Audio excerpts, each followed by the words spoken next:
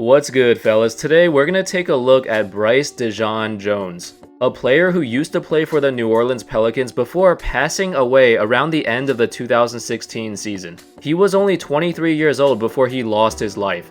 It was devastating, especially for a guy who had a promising NBA career and worked extremely hard to get where he was. Bryce attended 2 different high schools and 3 different colleges. His first high school was at View Park Prep, a secondary school located in the southern part of Los Angeles. The school had a good athletic program, but Bryce eventually transferred to William Howard Taft Charter School. At this new high school, he averaged 17 points and 7.5 rebounds per game on 57% from the field, including 49% from 3, in his senior season. Bryce had a solid year, but unfortunately, he did not get the type of scholarships to the colleges that he wanted to go to.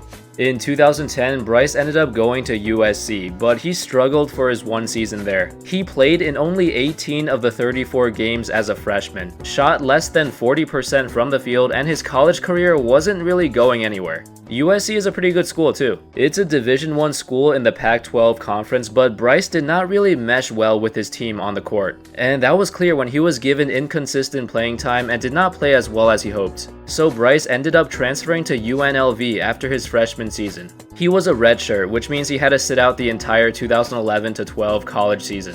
But he returned to the court in the next season and had a good 2 years at UNLV. But then in 2014, he transferred again, this time to Iowa State, where he averaged 10.5 points per game and helped his team win the 2015 Big 12 tournament.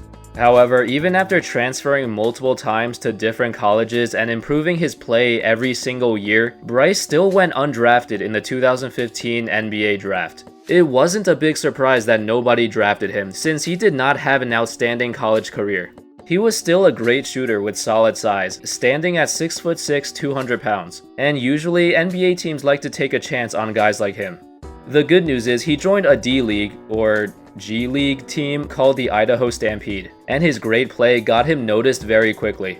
In just 9 games with the Idaho Stampede, Bryce averaged 19 points, 5 rebounds, 2 assists, and 2 steals per game. And on January 21, 2016, his dream would come true. The New Orleans Pelicans needed another shooter on their team, so they offered Bryce a 10-day contract. After a few games, they even moved him into the starting lineup because they were pretty much destroyed by injuries and had nobody else to play. Still, this was a great opportunity for him. On February 4, 2016, against the Lakers, he recorded career highs in points, rebounds, and minutes played. He played 43 minutes, more than any other player in that game, from either team. As you can see from these highlights, he has a pretty diverse scoring arsenal. He can shoot and make outside shots, drive to the rim, draw fouls, and has decent athleticism. He definitely made the most of this opportunity. And then 2 weeks later, he was rewarded for his solid play. The Pelicans signed Bryce to a 3-year contract, and it looked like his NBA dreams were becoming a reality. Then he broke his wrist and missed the rest of the season. But his career was just getting started, and it seemed like he had a really bright future. Unfortunately, on May 28, 2016, the worst thing that could possibly happen happened. It first started with an argument between Bryce and his girlfriend. Bryce wanted to talk to her in person and decided to visit her and their daughter in their new apartment in Dallas, which he's never been to before. This was a problem because Bryce actually started knocking on the wrong apartment door. He thought it was his girlfriend's apartment, but she was actually 1 level above him. So Bryce kept knocking on the wrong door and then got angry that she wasn't answering, even though he was at the wrong room. But he did not know. He ended up getting really mad and kicked the door down and furiously went to the bedroom, screaming her name. And this was when he realized he was at the wrong apartment. He busted down the bedroom door and found a random person sleeping there. That person thought he was in danger, so he pulled out a gun and shot Bryce in the stomach. Bryce got rushed to the hospital but passed away shortly after.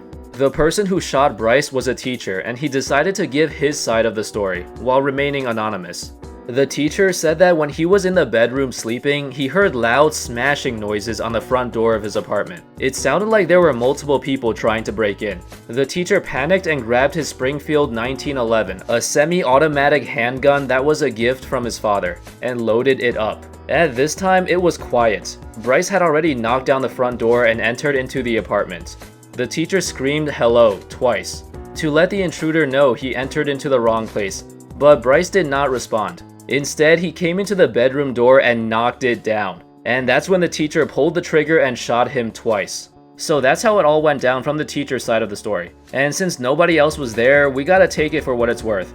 If it's true, then this whole thing was just an unfortunate incident. The teacher acted in self-defense because he thought he was in danger, and Bryce was just at the wrong place at the wrong time, literally. Everyone on his team mourned his death. He was way too young, 23 years old, and finally getting his chance in the NBA after all of his struggles in college. Then everything just suddenly ended. Commissioner Adam Silver released this statement after Bryce's death, saying how he was an inspiration to countless people with his hard work and perseverance on his journey to the NBA. Everyone who knew him only had good things to say about him. Fred Hoiberg used to coach him at Iowa State and stated that he was just so passionate about basketball. He always talked about his dreams of making it to the NBA, and even though the odds were not in his favor, he still continued to work and made it there. Bryce Dejean-Jones finished his NBA career with 14 games played. It's really sad it ended so soon, before his journey even started. That's all folks, thanks for watching and I'll see you next time.